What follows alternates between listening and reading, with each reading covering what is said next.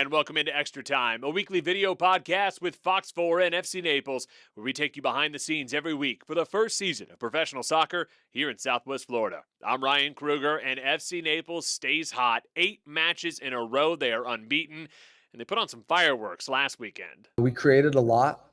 We created some really high quality opportunities.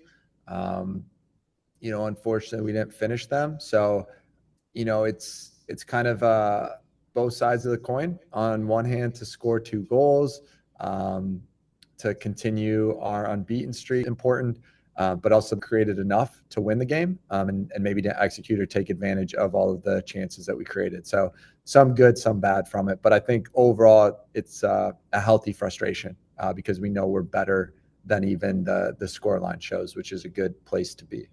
Of course, one of the good is definitely the play of Carson Hinderlong. He now moves up. He's tied for first place in the league with goal scores. He's been goal dangerous all year, but he had 2 in that match against Westchester SC. This guy, he just seems to really have a nose for where that ball is going to be and how to get it in the back of the net. Yeah, he's a true finisher.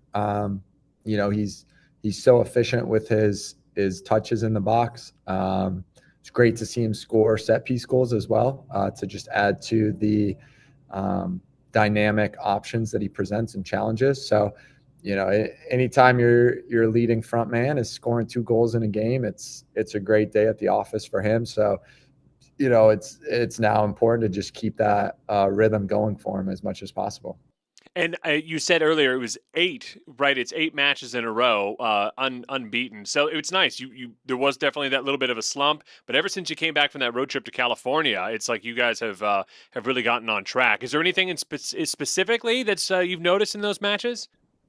Yeah, obviously there's always layered improvement and growth. To me, it's the work rate. When we outwork the other team, when we work to get behind the ball, good things happen for us. Defensively, we're quite efficient when we put the work in, and we're really hard to score on.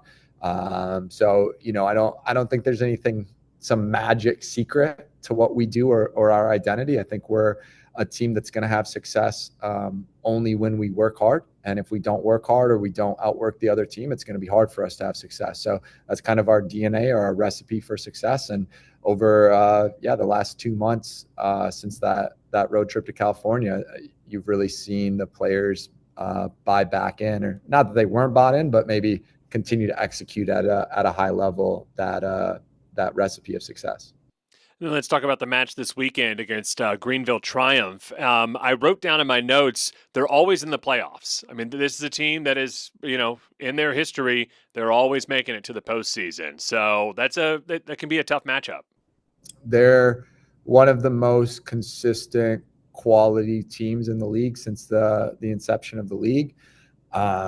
They have a veteran group of guys that have played together. Some of those guys have played together 5-6 seasons. So just the experience of each other, the experience as a group, the experience of getting into the second half of a season, leading into playoffs. They have just a lot of history of that. So they're definitely a tough team. They're really a physical team.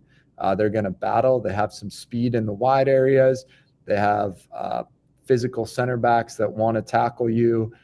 So they really create a lot of different challenges in the way that they play, for sure. Join us every week on Extra Time.